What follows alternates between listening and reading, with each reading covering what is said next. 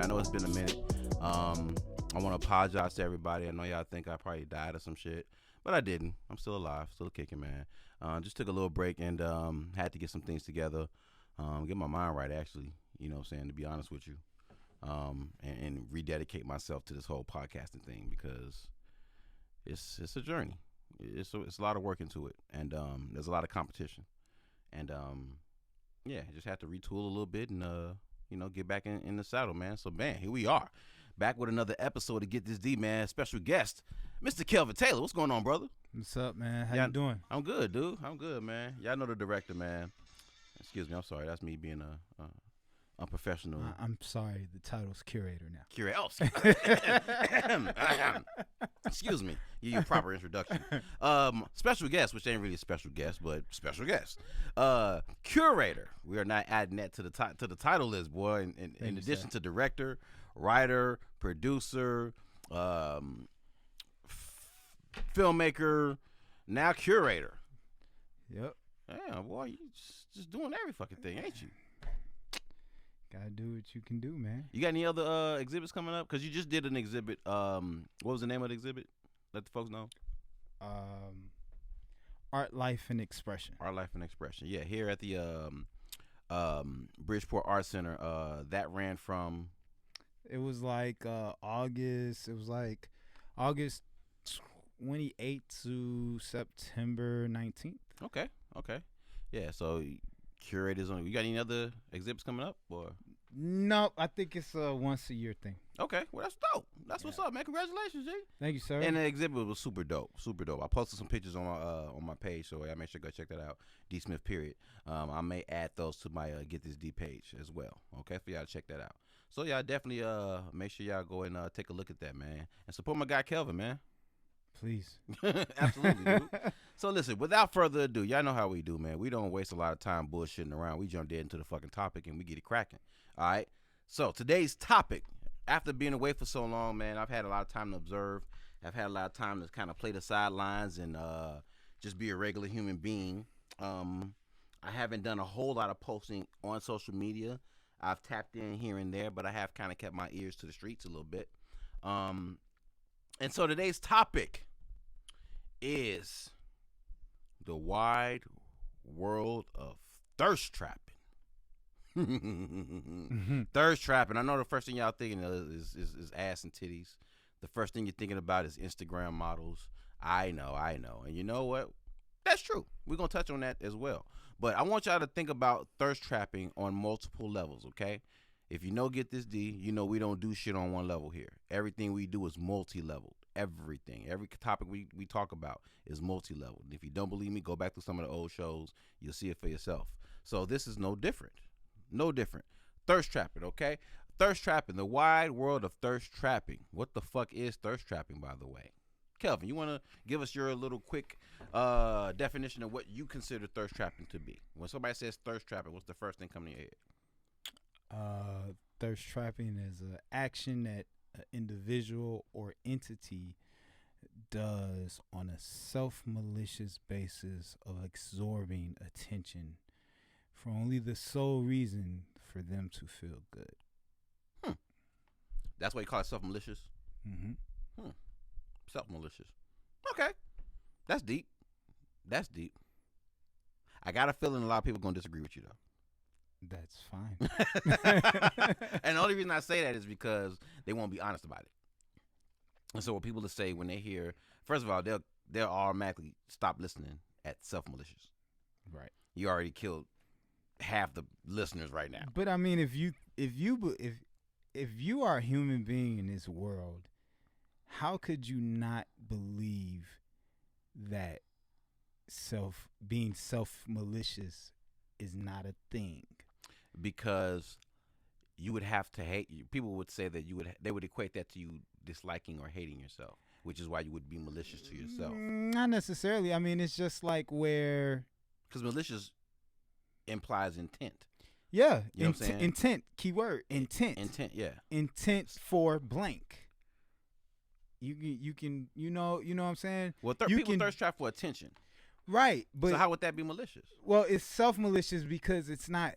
At the end of the day, it's not healthy for you. It's like, okay. It's like you at the grocery store and you like, man, I'm on a diet, but then you see the ice cream and you buy it, right? Or you buy the low fat ice cream Whatever. because it's low fat and you feel like it's healthier, so it's not as bad. Yeah, you buy it and see it's okay that you bought it. Like, fuck it, whatever, right? Yeah. But then you go home and you get your little bowl, right? You eat it and you sit down and watch TV and you know, you be like, that was good.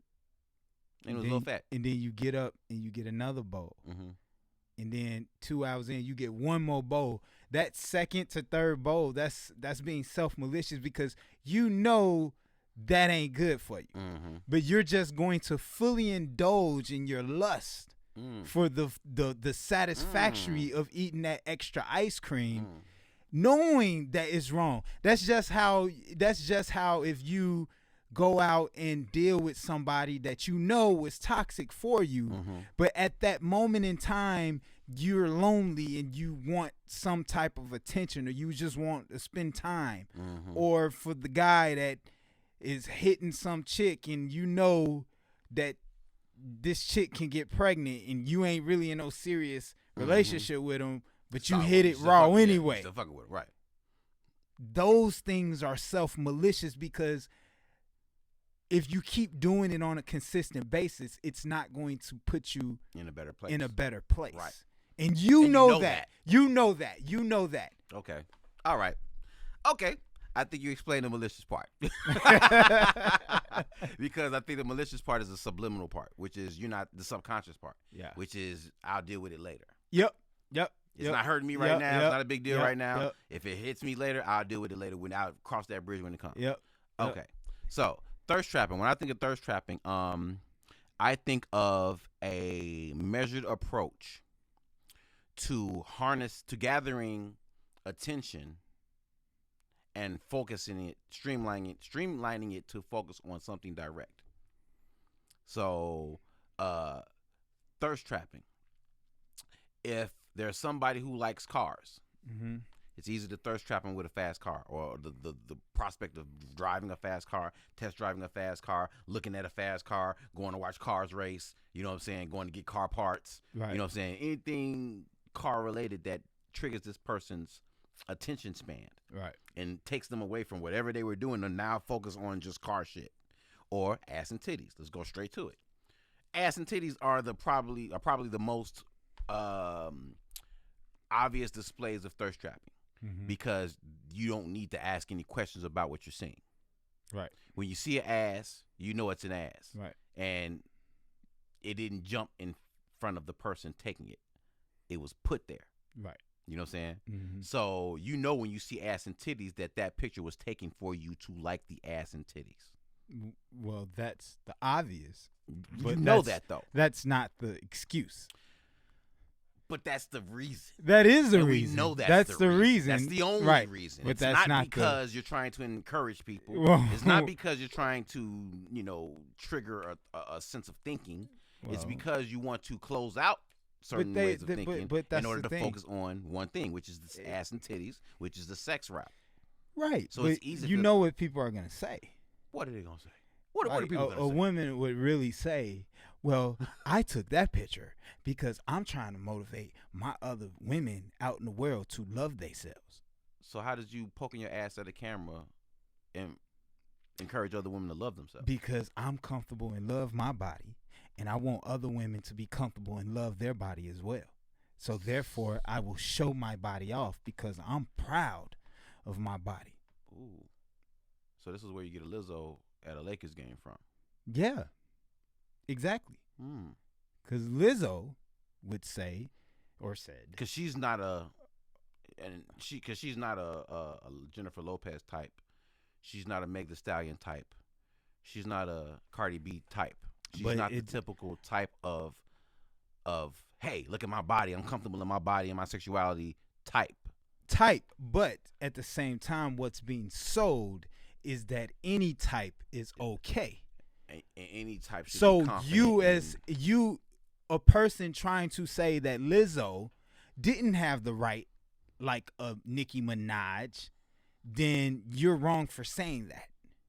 Because Lizzo being heavy set woman is still sexy, attractive to other people, and Lizzo should feel sexy and attractive. That's true. However, to keep with the theme of thirst trapping,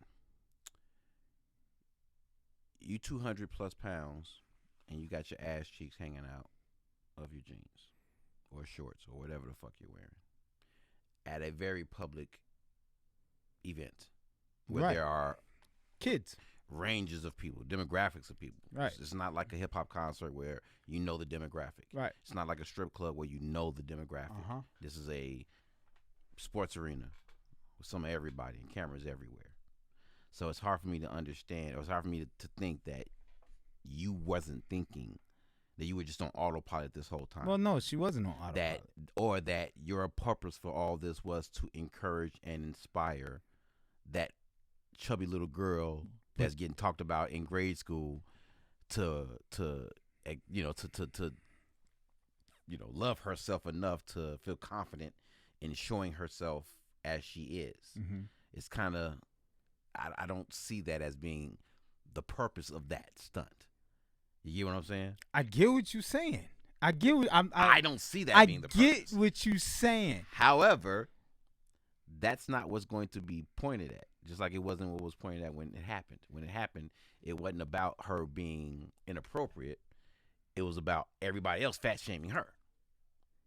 Right. It wasn't about the decency. That's what I'm trying to say. It wasn't about that. You just that's what you I'm had trying to walk to say. past some kids to get to your seat, Right. and your ass knocked over a couple of kernels of popcorn out their shit. Right. It wasn't about that. But she was a victim. Yeah.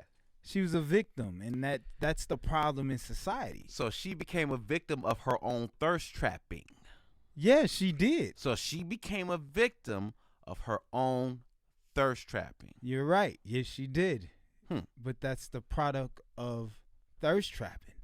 The people that thirst trap are the victims because they sit and they use the converting social norms that's trying to happen in society but get skewed by minuscule bullshit from people that have no fucking backbone at all, you know? Mm-hmm. So that's why she's able to say, I'm a victim for showing my fat ass on a public setting in front of kids. This situation is totally inappropriate, but because of the miscommunication among society and how we're trying to twist the evolution of society, that she's able to be the victim. Just how the man that says he's a woman and he feels he has the right to walk in a woman's bathroom. He's blurring the lines in the evolution of our thinking in society, and that allows him to be the victim In a completely outrageous situation. Yes. Because women would not look at a guy walking in the bathroom with heels, a dress, and a wig on and say, oh, it's okay, he identifies with us. Pick a stall, sir. Exactly. They're going to freak the fuck out and say, get this fucking man out of this goddamn bathroom. Right. They're going to be looking for security. Exactly. It's the same. It's the fucking same. That's why you have all these women on social media turn their asses to cameras, because they will simply say, I'm loving myself and I'm doing this because I love my body. Speaking of the thirst trap. Now, Speaking of the fucking and people can even go further and say, well, me getting 10,000 likes on my booty shot is just a byproduct of me loving my body. I didn't ask them to like my picture. Yeah, I didn't ask them to comment. Right. It's not my fault that they enjoy my ass because this is my social media. This is my page. Nobody forced you to be on my page. And if they don't like it, they can get off my page. But what really it is, okay, so it is thirst trapping, right? But like I said, because of what's going on, people can play victim, right? So what's really going on. I'm actually a victim of your attention. Yeah, right. It's not me. Right. It's not me eliciting the response. Right. It's just me just being me. Yeah. And hell, Yeah. it's not my fault. My ass is just where it's at in the picture. Right. I didn't ask my ass to be that Right. big in the picture. I mean, honestly, I'm heterosexual, but I'm trying to Hey, yo, say pause. I'm trying to say I wish I wish a thing would go where it's something Where where guys can do it. guys Where are guys can- wearing right, guys can fucking stick their dicks in see-through the camera. fucking biker shorts with a nut sack hanging out, jogging down the street and shit. And then, they get offended and he'll say, "Hey, I'm just loving my body." That's all. That's all I'm doing. I didn't ask you to like these. I didn't ask you to look that. this Yeah. way at my saggy nut. I'm just jogging. Now, if you find it attractive, that's on you. That's not That's on on me. you. But how dare you? How dare you say that I'm wrong for having my nut sack out? Right. It's your prerogative, is what they say. Yeah, they try to treat it like it's not. That's really weird. That's kind of fucked up. Actually, It's sexist. That's really fucked up because I've watched women do this, and I know a lot of women are gonna say, "Well, y'all beating up on women." No, we're not beating up on women. We this is a very broad topic. Trust me, we got time. We gonna lay it out for men too. We gonna lay it out for corporations. We gonna lay thirst trapping out. Trust me, this is gonna be a spread, okay? But we're not right now. We're talking about women, because y'all do the obvious thirst trapping, Right. You know what I'm saying? Thirst trapping. There's a picture of a woman in the dictionary. That's just what it is. You know what I'm saying? But when you see women stick their asses out to cameras, Mm-hmm. or we see women, just toot it up, or we see women out twerking, these are visual things. It's hard for me as a man to not see those things as signals. Right. It just is. Men, that's how we go through the world. We look for signals. We look for things that, Right. if you want to holler at a woman, chances are you're going to look for some signal or opening or something, you know what I'm saying? Even if you walk up to her and just kick off a conversation, you're still looking for a signal or something Mm-hmm. to initiate to keep going. So it's hard for me as a man, to see women doing this and hearing people say, well, it's just, I just do it with my girls, or, it's just, anybody asks, I'm not asking you to look at my ass, or I'm not, selling you this, or I'm not pointing to this, but that's what it is. Right. And then at the end of the day, you know why you're doing it. You know when you walked out the house what you look like. Mm-hmm. You know what you look like when you take this picture. You know your curves is banging. That's cool. Nobody's saying you don't have the right to look good, but understand the picture's worth 1,000 words. Right. And they still are. Right. So if you're taking 4 or 5 of them with your ass poking out, I have to believe that your ass is speaking. That's all I'm saying. So when you see people post selfies, the selfie game, thirst trapping. Right. You know what I'm saying? It's thirst trapping. At the very first selfie challenge, what was the challenge? I don't know. Get likes. To get likes. That's the challenge in the challenge. Right. So when you hear a firstborn challenge, or when you hear a water bucket challenge, or when you hear a throwback challenge, or when you hear these challenges, they're challenges. Right. They ain't fucking challenges. All they're saying is show us something. You're right, because it's like the water bucket challenge. How many people donated that actually did that? People shit? did it for likes. Yeah, they didn't. They even did it for likes. They didn't donate. They didn't even research the disease. Nope. And if you ask them about it right now, what was the thirst bucket challenge for? What was it to raise money Right. for? They couldn't tell you. Right. But everybody participated in it. That's fucked up. You know what I'm saying? Just the idea of turning a camera on yourself within itself, if you just break it down to its lowest common denominator, is very selfish. Right. Because as a cameraman, your eye is pointed to the world. Right. That's what your camera's for, to take pictures of the world around you, not you. Right. You take pictures of other people. Yeah, it's true. I mean, you figuring all our time here. When did we actually take pictures of ourselves? We've taken pictures of everybody else. I guess you could say a self-portrait. That's When different. somebody used to paint themselves, Well, but that didn't happen often. But that's somebody else painting you. No, well, yeah. And normally, when you did a self-portrait, it was it was usually for a specific reason. You know what I'm saying? Like Right. something Hall of Justice or some shit. Like these are the justices that came through before you. You know what I'm saying? Yeah, Or but these are the nobody alumni really that were here. themselves that much. Nobody does that. Nah, you're right. Nope. Photographers Nah, don't even take pictures of themselves. No, I don't. I don't take any pictures. Professional photographers don't take pictures of themselves. Yeah, it's kind of a weird implementation in our society. Like, why the fuck are you taking pictures of yourself so much? Think about that. It is. It's kind of fucked up. Like think about that. It's almost lonely. Think about it. I mean, it is. If you took 1,000 selfies a day, right? Mm-hmm. Then that means you had 1,000 fucking lonely moments Yeah. in that one day.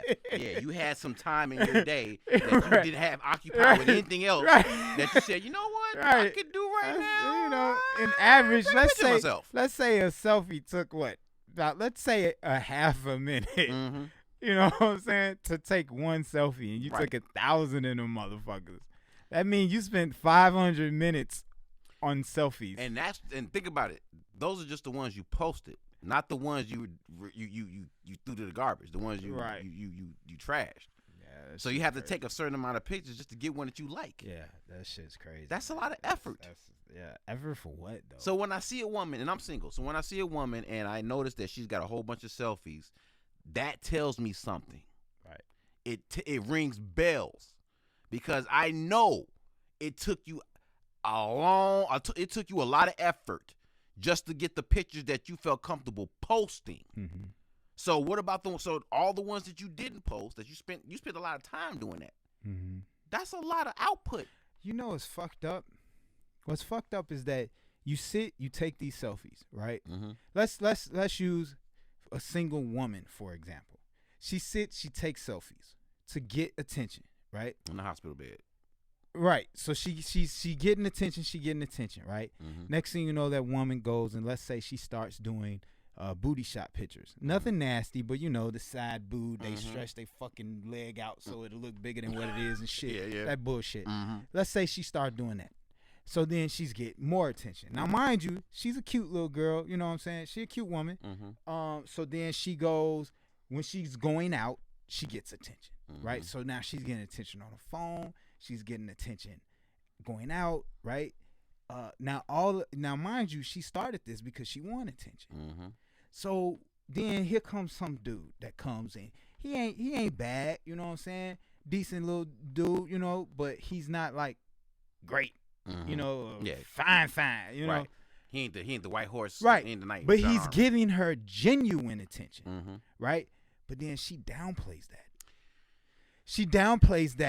Right? She downplays that, and then she goes on her daily scurry to get the generic attention, to get right? Typical ego stroke. So then what happens is that it's almost like a pirate that left one country and went to another country to find gold. And when he went to that country and found the gold, he didn't respect the gold anymore. Yeah, because it doesn't have the same value. Yeah, Like so gold everywhere. It's almost like the seeking of attention that they get. By the time they get some genuine attention that's real, the value of the attention is on the same plane. Yeah. So, thirst trapping. The effects. Because that is absolutely true. And I often think about that when I look at women and you see the fine ones. You see women done up. I mean, just dressed to the nine. Could taste them. You know what I'm saying? But then I have to stop and think like, damn. What's your daily ego stroke regimen?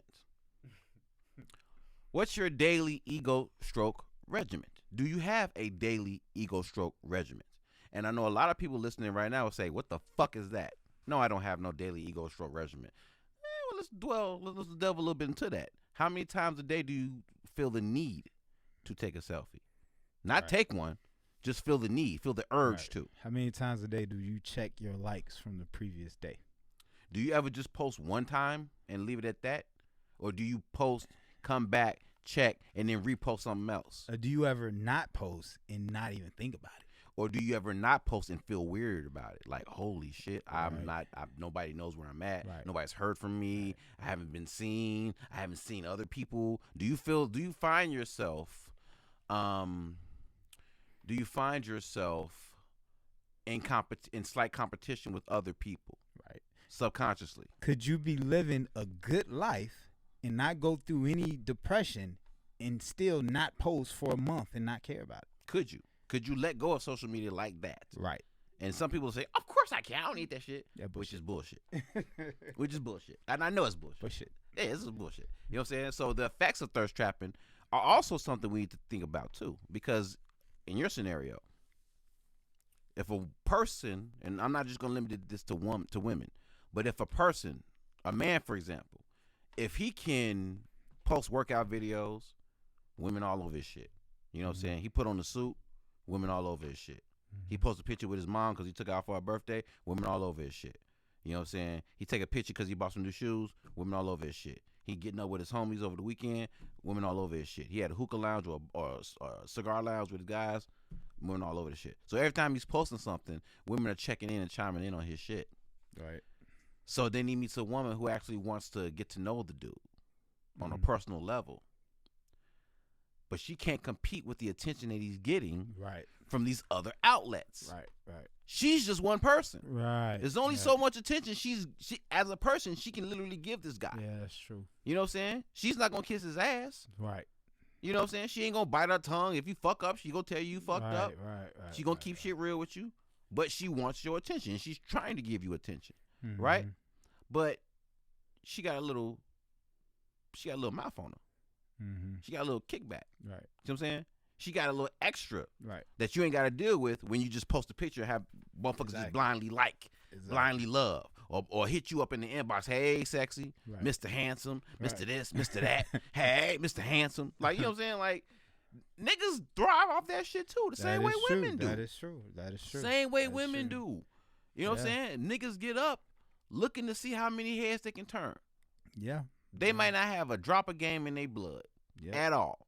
Yeah. But they can get on social media and create this artificial look pretty wanting for themselves. Right. You know, and it's artificial as shit. But to them it's organic because they're the ones in taking it. Right.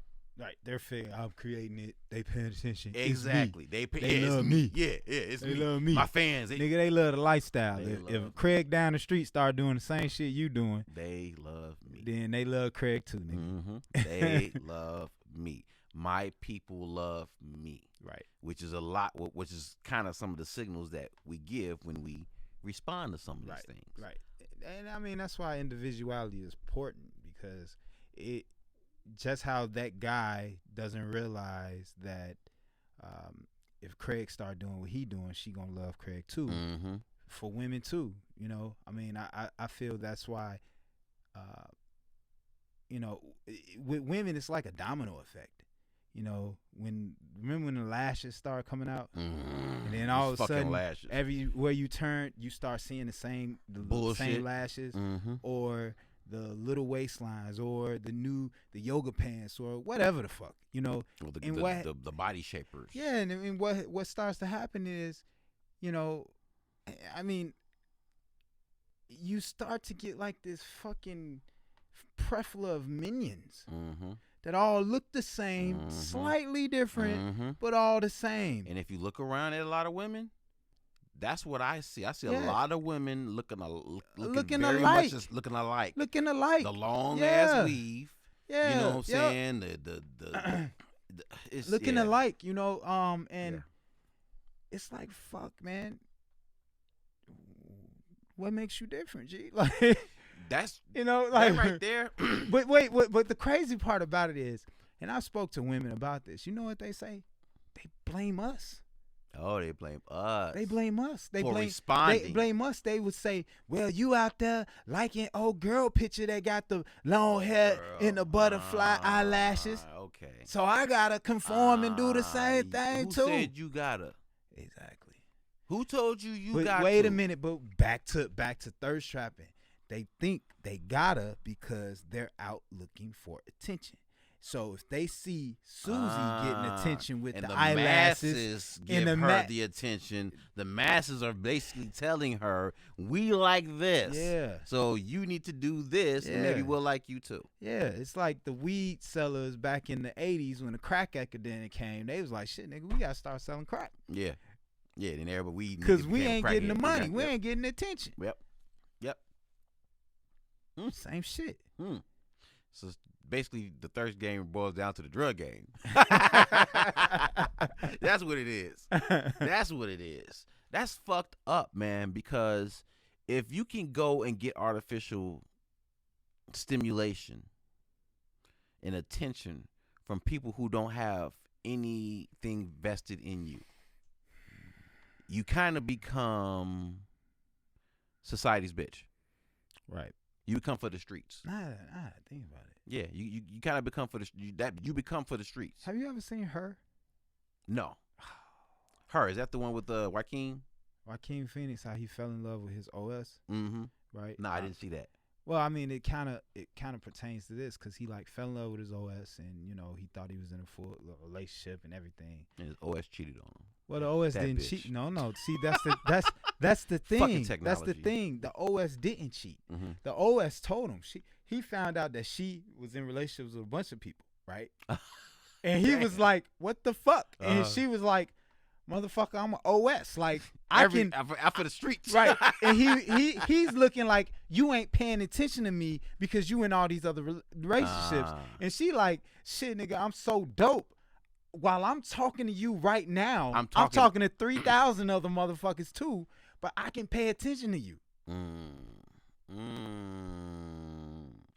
That almost sounds like what the thirst trapper would say to a person trying to show them genuine attention. Yeah, but what that really which is I can do this I can have my, I can still post, like, for example, I often wonder, like, what kind of relationship would that be? If you see it, like when I see a woman and she's posted, she got a bunch of selfied up.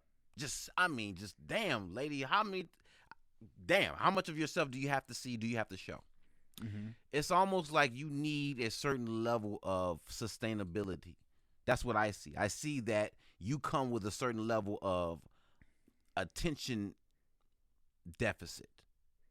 So it almost looks like, okay, I know that I'm going to have to provide you a certain level of attention just trying to be in a relationship with you. Mm-hmm. But I also know that I'm also in competition with everybody else who's trying to pay you attention. Yeah. And this is what you're used to. This is what you normally do. Yep. So when I get into a relationship with you, I can't tell you to slow down. Right. I honestly have to let you get to a place in your own self to where you decide to check yourself. Yeah, but you know how much patience that is? That ain't gonna happen. And then the other thing too, you become that bitch's cameraman. That's exactly what happened. You a fucking cameraman. Yep. Ooh. Here, take my phone, take a picture. Mm-hmm. Take a picture. You doing it wrong. Mm-hmm. What the fuck? Yeah. I thought you liked me while you would sit here and fucking take some good pictures of me. The fuck? That's real though. Like, that's real though. That's real though. It is real, and it's fucked up. When's the last time you've been out?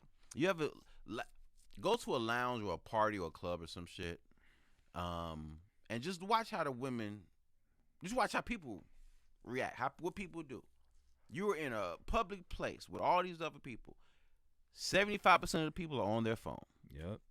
Yeah. If they're not recording something, they taking pictures. And if they ain't taking pictures, they just finger fucking their phone. Right. They scrolling through. That's all they doing. But it's like, damn, like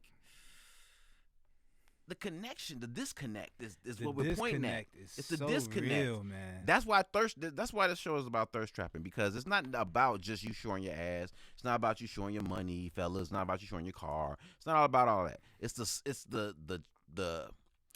the switches in our own minds that we turn off in order to allow other switches to go unchecked.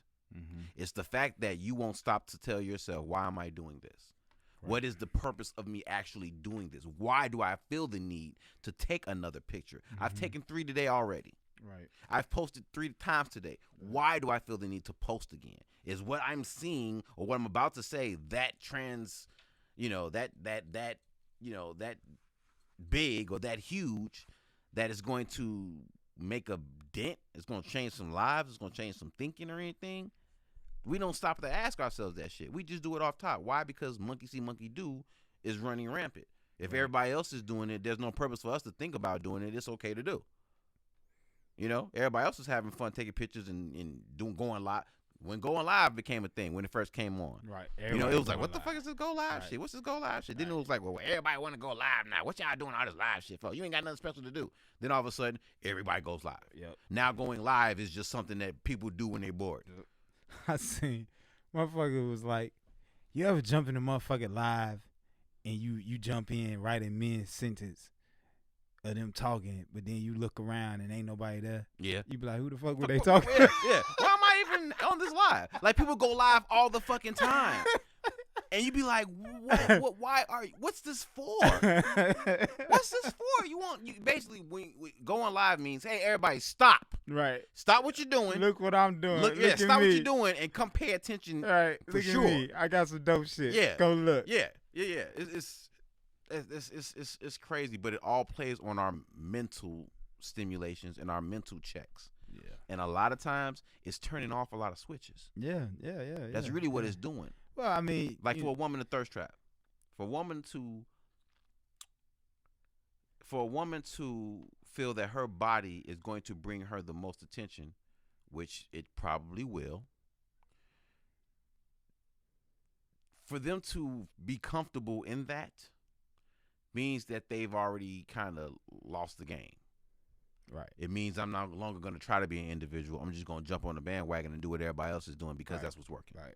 Same thing with Jay-Z. When Jay-Z came out spitting that money shit, everybody suddenly became, super ballers. And it became about being the boss. And it became about, dollars and money. Then you get Cash Money and all these other guys coming in with the bling bling era, and it all kind of forges. Right. But it's that monkey see, monkey do mentality that is dangerous. Right. For example, what are we teaching children? What are we teaching our kids? Where they feel like there's a certain level of attention they have to have. We teaching them not to be individuals. It's crazy. It's crazy. We'll swear up and down that we're teaching our kids to be individuals. Yeah, but we're behaving like the masses do. Yeah. You know what I'm saying? And to take thirst trapping to a different level, if it's that complicated on a personal level, on a local level, when it comes to just us dealing with individuals, how much more complicated is it when you get thirst trapping from corporations, or you get thirst trapping from companies? And I know some of y'all are like, well, ain't that just a commercial? And the commercial just thirst trapping?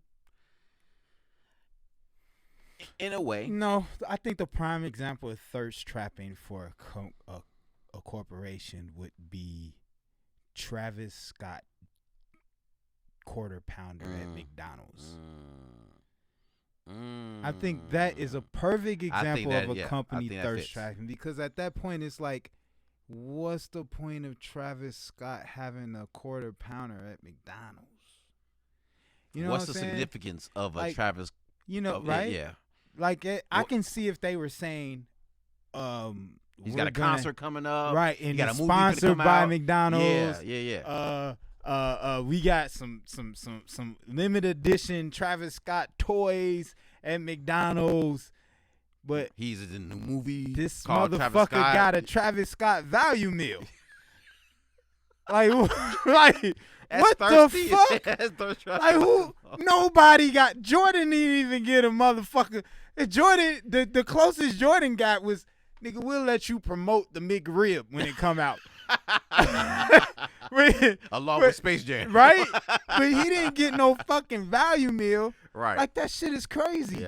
Yeah. That's fucking corporation thirst trapping. Yeah. I'll tell you another corporation thirst trap. I'm getting to the point where I'm starting to hate sports. Okay. And here's why. Colin Kaepernick takes a knee.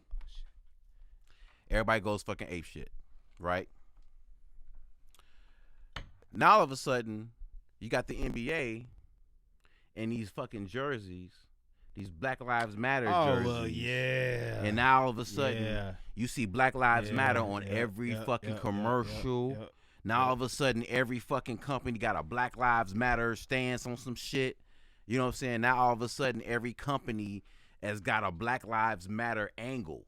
You know, and I think what pissed me off is that they gave Colin Kaepernick so much grief just for taking the knee for police injustice. They basically tried to blackball a nigga out the league. They told the basketball players to sit down and shut the fuck up and dribble. And you know, the commissioners, the NFL, the NBA, you know, they did their little pony dance routine to dance around the subject. When 90% of your whole workforce is black. Now all of a sudden, to pander to the people who are affected by your lack of action and lack of support, in order to show them that you're down for the cause, now all of a sudden, you got NBA players in the playoffs rocking all these Black Lives Matter jerseys and all these little slogans and shit on the back and this and that, and they got pictures of Breonna Taylor and, you know, pictures of George Floyd all over the place. And I can't help it, but it's just like, it's a slap in the face. You know what I'm saying? It's a fucking slap in the face, dude, that y'all decide to use this time to distract, because that's really what it is. You watching basketball, right? You're not watching a march. You're not watching anything political. You're watching fucking sports. You're watching basketball. So you're already distracted. You know what I'm saying? But then you see the jerseys and shit, and it's supposed to be, oh yeah, by the way, yeah, that's going on too. Yeah, right, power. right. Forgot about that. Oh shit, get the steal, LeBron. You know what I'm saying? So it's like, it's a ugly display of how corporations are so fucking greedy and malicious that they'll flip stances on shit that they feel would bring them more money. Yeah. So to solidify their customer base, they're gonna promote Black Lives Matter shit now. All of a sudden. Yeah. I mean it thirst trap. It happened all across America. It was let me see. When the protesting happened, Mm-hmm. right? Even here in Chicago, a lot of street artists they started getting a shit ton of calls. Because what was happening was these businesses were boarding up their places. Mm-hmm. Now, they couldn't put black owned on there, Mm-hmm. right? Because they not black owned. Right. But what they was doing is they were calling these street artists and saying, hey, come spray paint some black stuff, some black love or black unity on our plywood. Dude. And then people are going to know we're down for the cause. Dude. They ransacked the Family Dollar on Stony around my crib. And I remember when I finally went around to go look at the damage and shit in the neighborhood, and I came past the Family Dollar and I noticed that they had the taggers come and spray paint. Now ain't no tagging nowhere else in the neighborhood. Right. Right. They outreach. They they went they outsourced for that shit. Right. You know what I'm saying? Right. They brought a professional in to do that shit. Yeah, that was the going thing. That was the going fucking thing, man. Thirst trapping. We talking about thirst trapping people. We talked about your women. We got in your women. We talked about your fellas. We done got into the fellas. We talking about corporations, man. This is an opportunity for them to cash in on public emotion. Mm-hmm. The perfect time to cash in on public emotion. And what do they do in times of crisis? They tell you the country needs to come together, right? And how does the country normally come together? Sports. Yep. Oh yeah. Sports is the one fucking thing that will bring racists and their hatred together along with the very people that they hate. Yep. They will root for him. They will cheer for him. They'll cry for him. They'll output emotion. They'll care. They'll give a fuck. They will actually give a fuck. You can tell the even the way the NFL approached COVID. Like all the rest of the leagues were saying like, oh, we don't know what we're gonna do. They were uncertain. The motherfucking NFL was like, we'll make it work. In football, we'll be on schedule. Yep. And you figure that's the most powerful league out there is the NFL. They make more money than all them motherfuckers. Right. So they like, we gonna make this. We gonna make this money. Yep. Because we gotta get this dough. Yep. We got bills to pay. We got some bills to pay. We gonna take a hit. We got some interest to get. Yeah, we gonna take a hit because we can't fill the stadium. But we ain't gonna take that big of a hit though. We gonna make some money off this shit. Right. They was like, fuck that. Dude. Thirst trapping is an art form. It's an art form. It goes all the way back to fishing, which is really all thirst trapping is. It's just fishing. Well, yeah. That's all it is. It's throwing all something it is. out there and hope you look get in your a tackle. tug. Yeah, you look in your tackle box. You say, what we got here? What can we throw out here? We got a little Black Lives Matter. Let's see. We got some police brutality we can use. Let's see. We got relationships between black men and black women we can throw on there. Let's see what we can do. We got a little ass and titties we can use. Let's see. Everybody wants to get rich quick. Everybody's looking for a way out. So we can definitely use that angle. Yep. So it's really all about preying on people's vulnerabilities. Oh yeah, yeah. It reminds me the show that's right out here. So I'm talking to this white lady, right, about her art that she does. She did 2 pieces. She did some piece with a bunch of toys glued to the fucking thing, whatever. I seen that one. Right, but then she was like, "Oh, I got another piece over here." I said, "Oh, what's that piece?" So she was like, "This is the actual no Trump's protest sign that I used during his inauguration." And I'm like, okay, whatever, motherfucker. So, he still got elected, so everything. Right, who gives a shit? Right. But then she was like, but when I was out protesting, I had all these political buttons, and somebody said, "Oh, that's cool." I would just give them the button, right? Now this is a white lady, right? Now I'm gonna tell you what she said, and you have to see if you peep it. So she's showing me the buttons. So she's like, yeah, these are all new buttons, And she was like, oh, I got this button, and I got a Black Lives Matter button, and I got this button.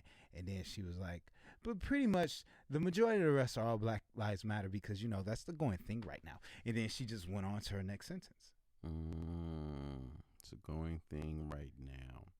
So she literally said what the NBA said. She's literally saying what America's saying. America's saying.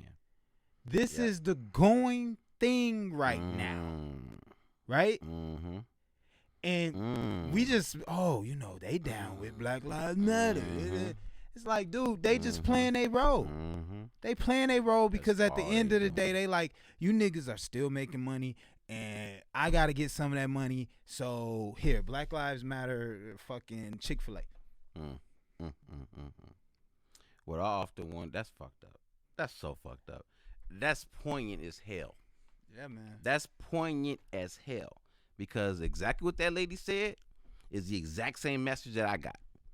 The exact same message. Yep. When the NBA decided to pull that fucking that little boycott that lasted a day? Right. That bullshit. Right. That right there, letting that like it. And I get it. I get that people have to make a living. But at what point do you say, we are the employee base? We're the cash cows here. We're the workhorses bringing y'all millions and millions of dollars. We're the talent. If we just decide we're not going to play and we take those hits, because we're going to take a hit, but shit, if we're smart about it, we can create our own fucking league. Right. All y'all got to do is get with Ice Cube.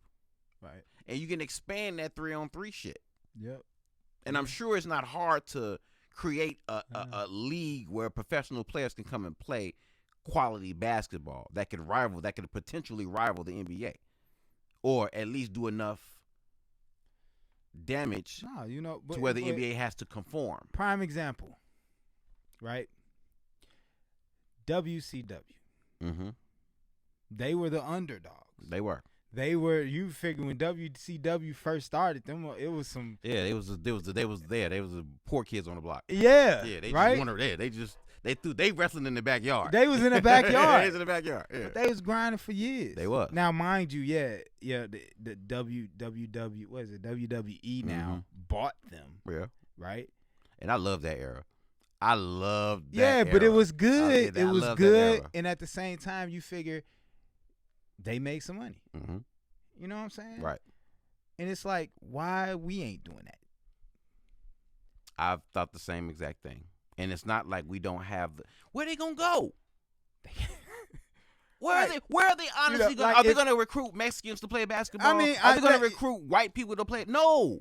It's not gonna be the same. But even if let's say every black basketball player was like, that's it, I'm done. Mm-hmm. I'm going over here. Mm-hmm. Come on, y'all. And everybody left. Mm-hmm. And this was 2 weeks before the start of the first NBA game. Yep. Right?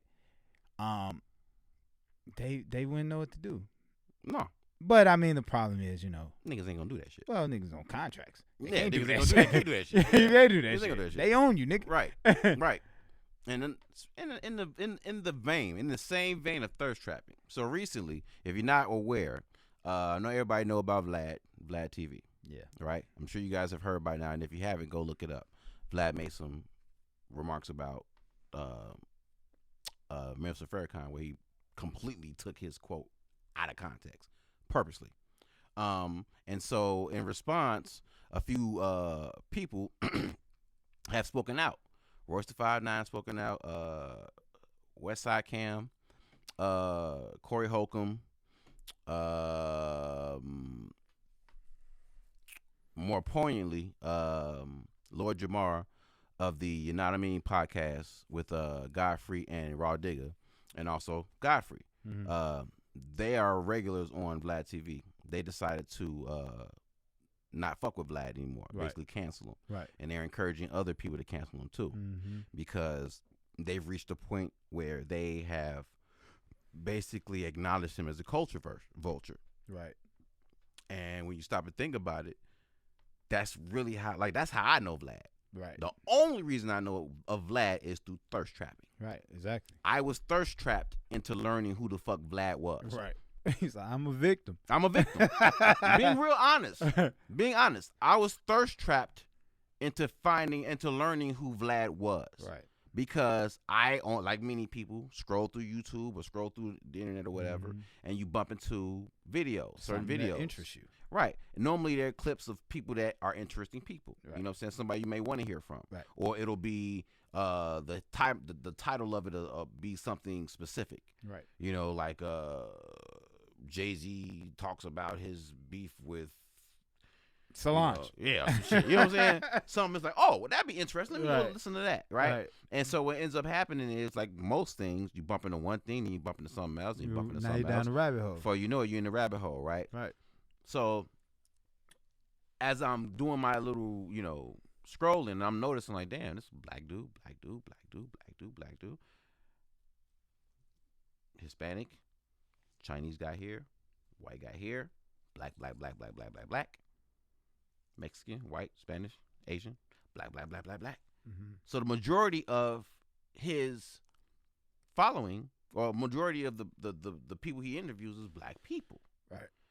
So it's like, damn, this nigga literally has made a career off of thirst trapping. Right.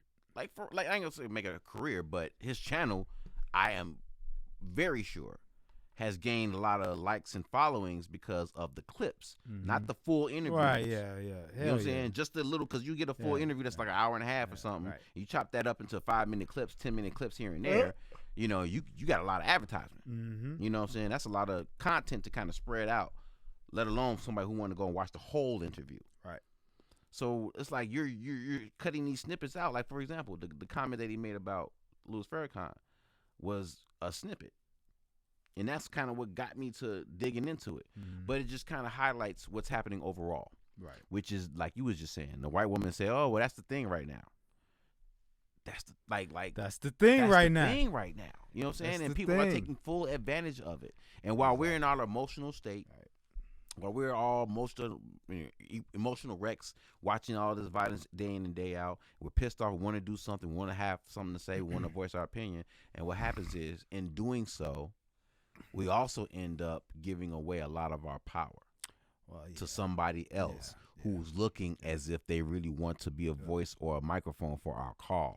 When really what they're doing is monetizing off of our bullshit. Exactly. When in the very essence and in the very same breath, they'll twist your words out of context to make more money. Yep.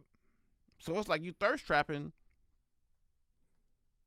Everything is about making, it's about putting more money into the pocket. So what happened with Vlad? So I mean, right now it's kind of ongoing. So Lord Jamar and Godfrey went and had a discussion with him. Well, what did he say? So Farrakhan was making a speech, and he was speaking directly to a particular person when he made the point. He was talking about this person. This person is a Jew. So what he said was, you're not even a Jew. You're this, you're that. And, he mentioned in his speech that what they should do is, when you see it, that people who are basically liars, misleading the people, need to be hit over the head with a rock of truth, is what he said. Vlad said, he misquoted him and said, well, Farrakhan was saying some things about Jews, and he was saying that basically, Jews are evil, and, they should be beat over the head with rocks, and when you see one, throw a rock at him and hit him in the head. I see. Right. And he left it at that. Right. And so everybody else was like, that's not what the fuck he said. I actually went and saw the clip. That's all he said. When they called him on it, did he respond?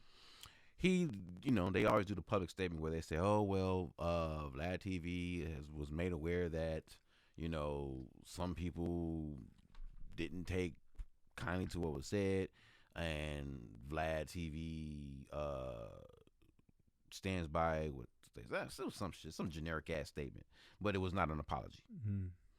To Lord Jamar and Godfrey, Vlad didn't apologize. He said he wasn't going to apologize. They feel how they feel. He feels how he feels, and that's what it is. Is he Jewish? He claims Jewish, but he doesn't practice Jewish. He's actually an atheist. Oh. Right. And Jew ain't really even a race. Right, it ain't a race. It's not a race. Religion. Yeah, you know what I'm saying? So he's not really Jew, but he's Jew when it's appropriate. Right. So, again, this is just another example. You know what I'm saying? So we talked about thirst trapping on the individual level, local level. That sounds like thirst trap for uproar. It is. That's what it sounds like. It is. And it's working, but it's also working two ways. It's working because, people are talking about it. So you think his numbers would go up. But if the majority of your platform or the majority of your listeners are black, and you have two people who, like, the only reason I even looked at black was probably because of Godfrey.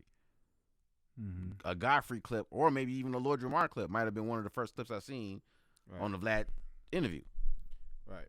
So you got your two biggest contributors basically canceling you. So again, the effects will be seen in the future. So I can't really tell you what's happening right now, but that's where it stands currently. Right. But again, thirst trapping at its best. You know what I'm saying? Think about political. Yeah. We're in a hot political era right now. How many commercials, campaign ads, thirst trap 101? Right. You know what I'm saying? Tell you what you already feeling, tell you what you're already thinking, and agree with you, and then lump on some old bullshit that I know you're not gonna like. And by the end of the commercial, shit, you in the pocket. Right. You know what I'm saying? There are people who look for politicians to tell them what they want to hear. Because they are so used to being coddled and told what to think by politicians. Right. So I can't trust you until you make me comfortable with what you're saying, what you think. You have to make me comfortable, basically. Right. I know you slept with a bunch of people. I know you cheated on your wife. Yeah, I know you were caught with drugs. I know you had a case back in the day. Yeah, I know they got this shit in the courts right now, but make me feel comfortable right now. You know what I'm saying? And every year, like clockwork, you get people jumping to their side, jumping to their side, jumping to their side, even if it's against your own interest. Yeah. But politicians know that. So what do? Every year come to the same areas, hit you with the same stump speeches, give you the same promises. Thirst trapping. Politicians show up at black churches. Whose fault is it when they fall for the thirst trap? I think it's always the individual, man. So, like, for instance, you said you were thirst trapped by Vlad. Yeah. So it's your fault you was thirst trapped. Now that I'm looking at, yeah. I agree. Yeah, it's my fault that I was thirst trapped because I saw something that I agree. Now, even though my intent for looking at it was, okay, this might be educational, this might be insightful or something like that, it's still the fact that I fell victim to it. Yeah. You know what I'm saying? And I see what the game is. So before this, you know, I had the sense that Vlad had a connection with the community. Like he was connected with the hip hop community, which is why he was at a level where hip hop people would come and talk with him freely. That's what I thought. You know, I don't know the dude personally. I don't ever remember him being like, you know, on Rap City or Yo MTV Raps or, you know, nothing that I would have seen him on. Right. So I assume that he was just one of them background dudes that, you know, just been around for a long ass time, making his way around and fuck with everybody. That's why everybody go to his show.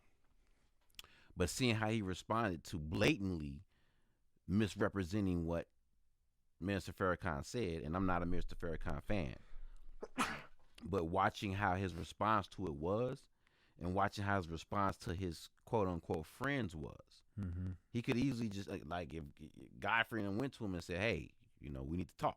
We're representing our community. Our community is coming to us because we're on your show. So they coming to us telling us, hey, what the fuck is y'all gonna do? This is fucked up. This is bad." So do you think he just got tired of acting like he cared? Because niggas started asking him for real shit.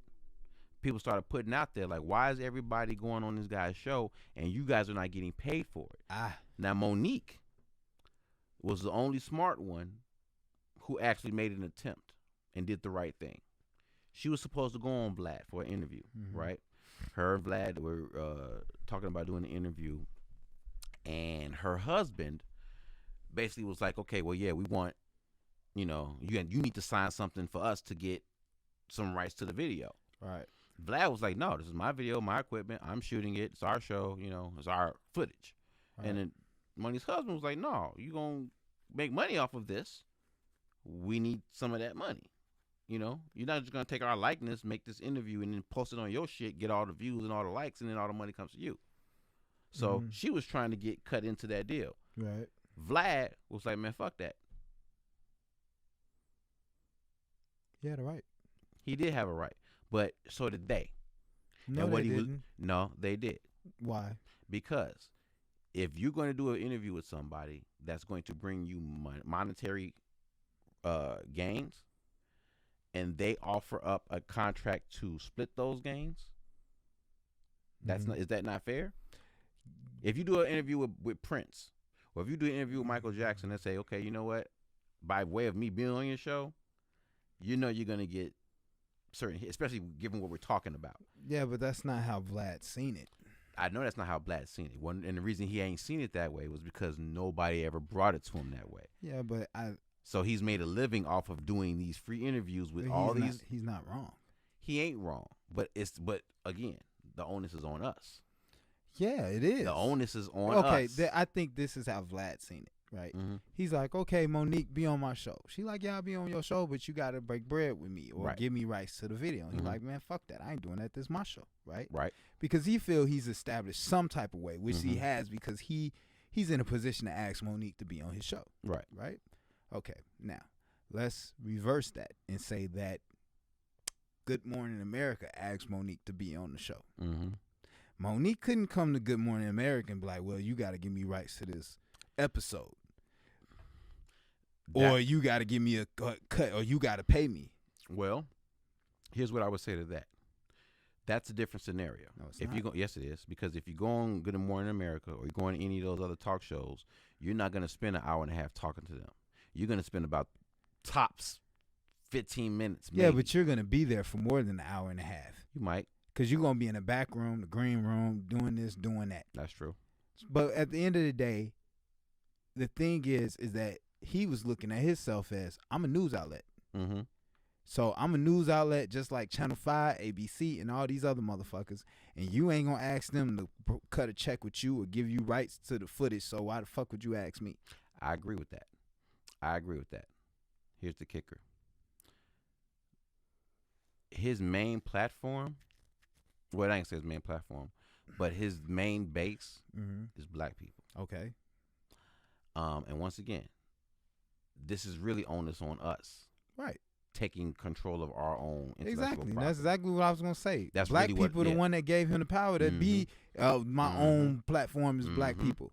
And that's they gave him yeah. the power. They paid attention. I mean, you got 2 motherfuckers on your show and they ain't even getting paid for it. Yep.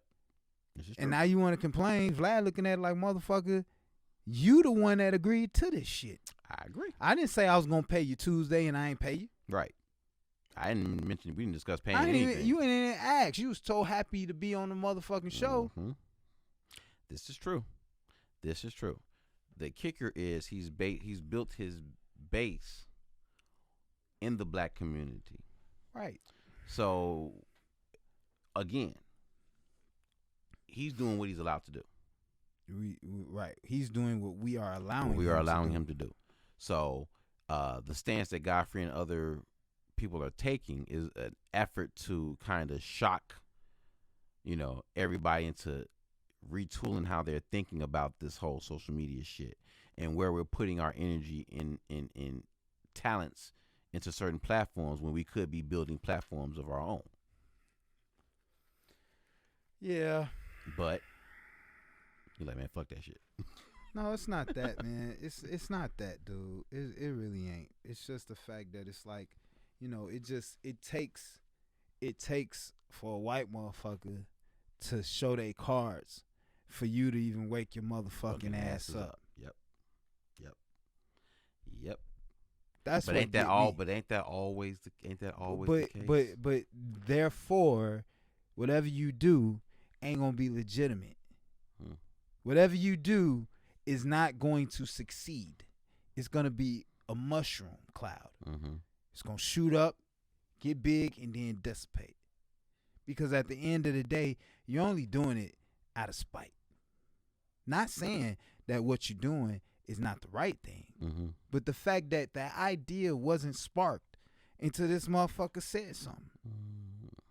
When he's been doing the same shit the whole time. He been doing the same shit in front of you the whole motherfucking time, but you so fucking self-absorbed and looking what you can get. Now that you were personally burned, now you want to run back to the community and say, "Yo, let's get this together." What happened was, and this is in all fairness to Jamar and Godfrey, they were getting pressure from other people, other black folks was basically hitting them up like, "Hey, you seen this shit? What's this y'all man's like? Fuck going on?" And even Godfrey actually said that, what you just said, which is, when I first got on Vlad, I looked at it as, I was doing it for free. I looked at it as, this dude got a big ass platform. You know what I'm saying? We met, we talked a couple times, you know what I'm saying? He was cool, I was cool. He said he was a fan of mine. It was like, cool, we can work together. And that's kind of how it happened. You know what I'm saying? I didn't have this platform that I have now. Right. I was trying to build a platform. This dude already had a platform. So it wasn't rocket science for me to be on this shit.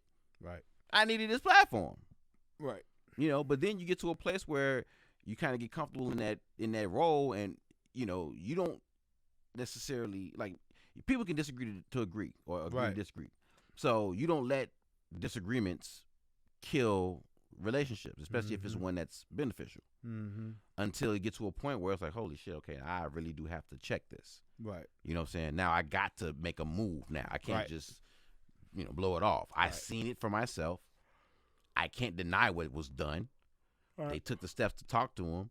He refused to, go back or apologize. And they said if he did, he'd ride with it. But he didn't apologize. So they said, fuck it, cancel it. Right. And then they started actually retrospecting. Like, wait a minute, this nigga been thirst trapping his way. So they figuring it out. Yeah. They're saying we were blind to this. Exactly. we were too fucking busy to see, and now we see. Exactly. Which is fine. You know, I'm not saying what they doing is wrong. Like, more power to them. But you should be more aware. You should be more aware before a tragedy happens. Yeah. That's what I'm saying. I agree with that. Because if we can walk like that, then more things will get built. Because the frustration won't be there. Right. When you're building with frustration, you got to build through that frustration before you can even start building up and being productive. One thing he did mention was that when you try to deal with the black people who do have platforms, you know, everybody got these, you know, egos, and, you know, motherfuckers don't want to fuck with you because you ain't got this following, or, you know, everybody, niggas get real, like, like sensitive with certain shit. I mean, unnecessarily. Look, so he was like, man, this dude offers me a platform. I ain't got to do all that fighting and bullshit. Right. I can go to that platform. Right. As a black man in America, and mind you, I said black man. Black man. Right. As a black man in America, you have several hurdles you have to get over. And sometimes those hurdles are black. Very fucking true. Very black. Very fucking true. They're always going to be white. But sometimes, more often than I would like, are some black hurdles. Black hurdles. Black hurdles. Next show. Next show, black hurdles, baby. But yeah, that's very, very true. That's very fucking true. Yeah. And a lot of those black hurdles will cause us to go right back to. Well, right. And like, for instance, like he said, like, man, all these motherfuckers that had the black platform, they wouldn't help me. Here come dude. He like, man, Joe, I got you. Yeah, I'm a fan of yours. I'm a fan of yours. Come on. Yeah. Do you blame him? No. You can't blame him. No. The intent on his face was pretty two-way. Right. But I mean, we can shrink that down to just the fact of you go to a black business and you trying to support black businesses, but they got a fucking attitude, or they customer service fucking sucks. And they looking at you like, come on, brother, give me a pass because you black. Yeah, it's like, support. Motherfucker, I'm a customer. Right. Paying my good earned before anything. Right. Because that's the only reason I'm in this motherfucker. Exactly. Not because I want some chicken. Motherfucker, I didn't come here because I was black and then I happen to want some chicken. Right. Came here because I want some chicken and I just happen to be black. It's a difference. Very much. So no, I'm not going to give you a fucking pass. That is that's fodder for another show, because there's a lot of black business, a lot of black people who scream support black businesses, but they don't have the same level of customer service, right? The same level of product, right? Same level of service, right? So it's almost like just you being black don't mean we should just go. Yeah. I say support black consistency. Support black uprising when it comes to streamlining your business where it's on a professional level. And it's not and don't let that word professional level get it twisted, right? This is not a comparison with white. Right. You know, I'm not saying go make the black version of whatever motherfucking white business that you want to put at the end of it. I hate that shit. Yeah. I hate it. Because when you say it, pretty much you're saying that I can only get to the level of being like a black Walmart. I just can't be fucking Bills. Right. You know what I'm saying? Prime example is Lowe's. It's a prime fucking example. Home Depot was first. Yeah. Right? And when we say Lowe's, we don't say, oh, I'm going to the black Home Depot. Motherfuckers didn't even know Lowe's was owned by a black motherfucker. News to my ears. You just taught me something. Yeah. Right. You see what I'm saying? So that would explain why you don't see a lot of them. You don't see a lot of them because he's still building. But I'm so glad that it's not the black Home fucking Depot. So fucking glad that.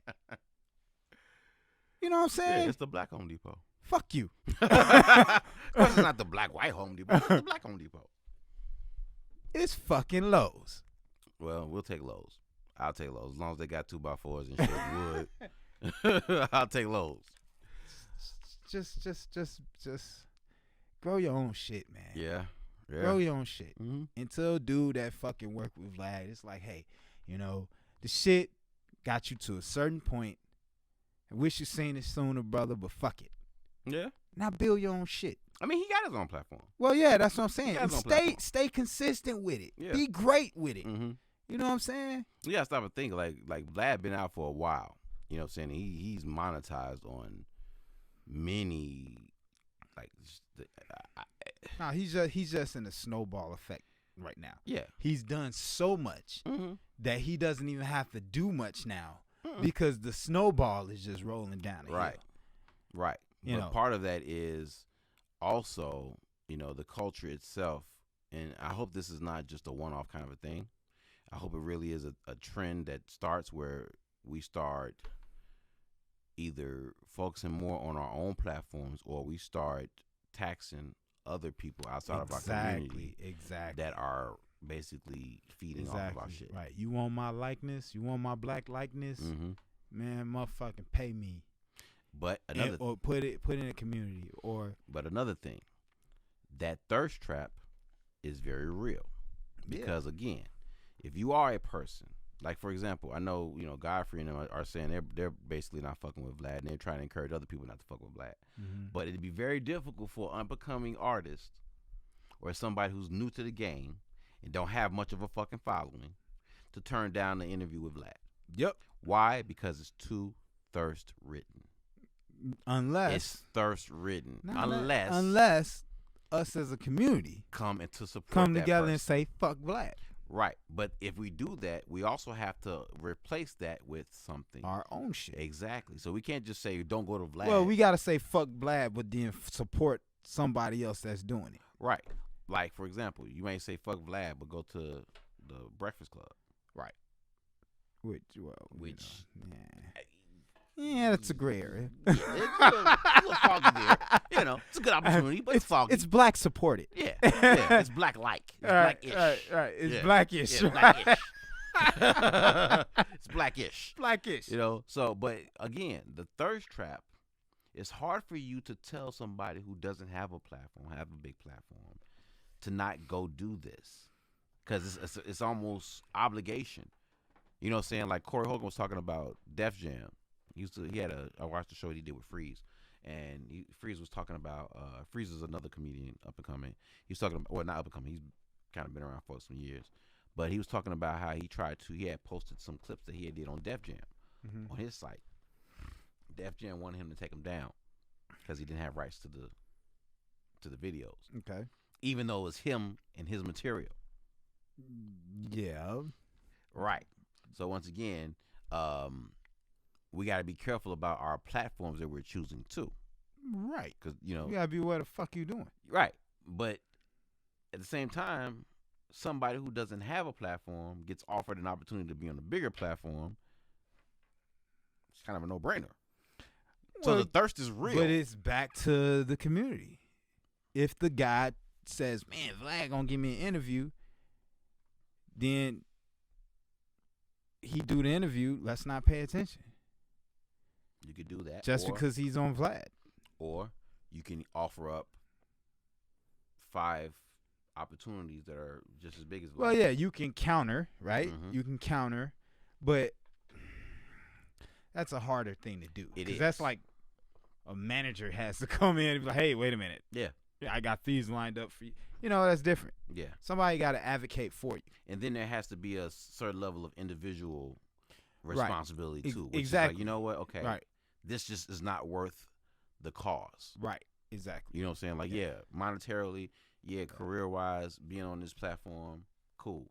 But in the long run, given the track that everything is going into, 5 years from now, will I be looked at differently because I took this interview after knowing what was done?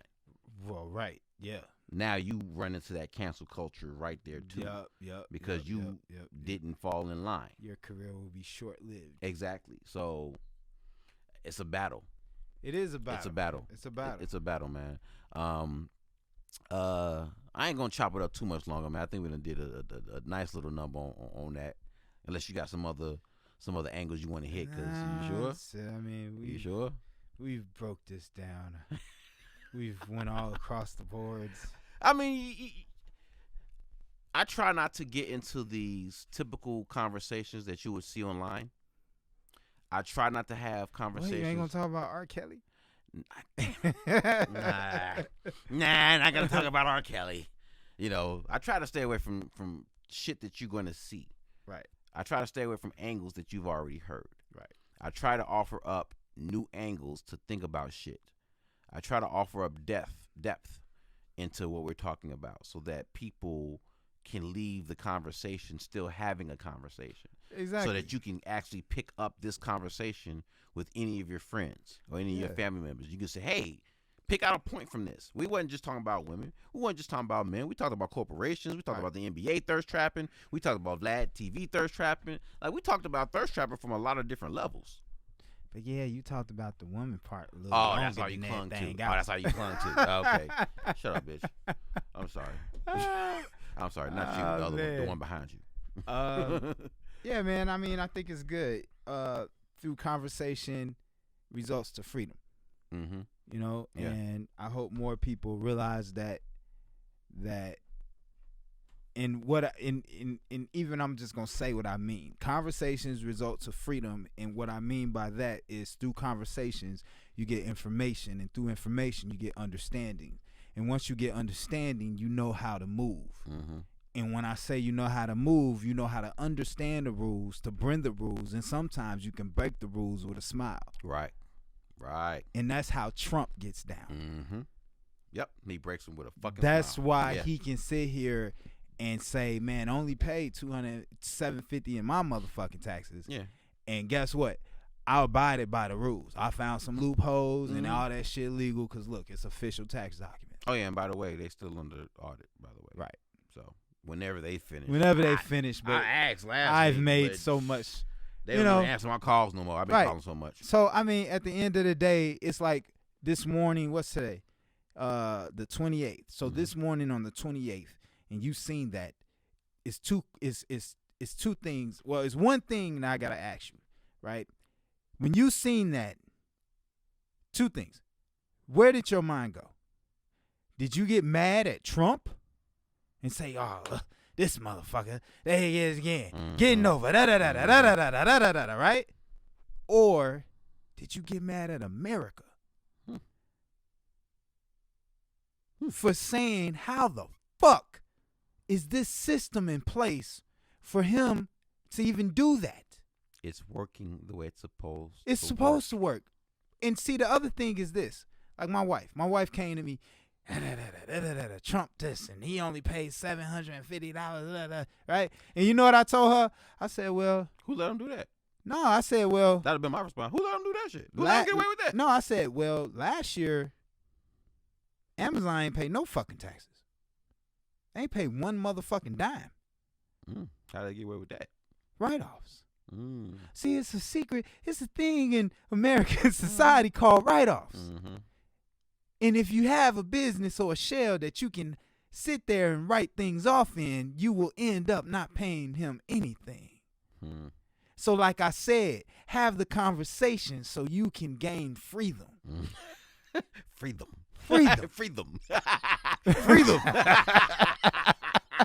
So you can learn the information so you can break the rules, bend the rules. Real talk. That's real talk. And that's what Get This D is about, man. So hopefully this whole thirst trap conversation kind of got y'all thinking a little bit broader about what triggers you. Because really, honestly, if I was to break down what Get This D is really about, it's really about you. Like, honestly, every conversation we've ever had in Get This D really comes down to you looking in the mirror and seeing what applies to you and what doesn't, seeing what you see in your day-to-day life and what you see around you. You might not see the same shit I see around me. You might look at it and say, dude, you just got your head in your ass. I don't know what you're looking at. I don't see none of that shit you see. Or you might be like, you know what? That looks a little familiar. Right. You know what? I kind of see that. You know what? Damn, I didn't think about it that way. I'm kind of caught in this thirst trap shit. You know what I'm saying? Like, think about that shit, man. That's really all we want you to do is think, man. All right? So, look here, man. I want to thank y'all for tuning in again, man. Once again, we are back. Okay, so this will be our first kickoff show. Definitely want to thank the boy Kelvin Taylor, man, Taylor LaRue Media, dude, the big dog in the house, man. Appreciate you, bro. No problem. Appreciate you, man. You got any shout outs? You got any announcements? No, brother. It's no? just when you refer to me as curator, nigga. Curator. Hey, curator, goddammit. It ain't Kelvin no more. It's Curator Taylor.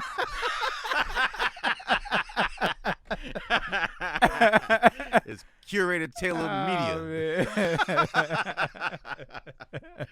Oh man, well y'all know what it is, man. I'm your boy D.Smith, man. Thank y'all for tuning in, man. I hope y'all got something from the conversation. You can hit me up on Facebook, hit me up at D.Smith period, man, or hit me up on Get This D page. You know what I'm saying? Let me know what you think. Comment on the show, like, subscribe, and stay tuned for the next conversation, man, because we definitely will be hitting y'all upside the head with some new shit. And trust me, you're not gonna have this conversation anywhere else. I can guarantee you that. Guarantee you. All right, so y'all know what it is, man. Get this D. We'll holler at y'all later, baby.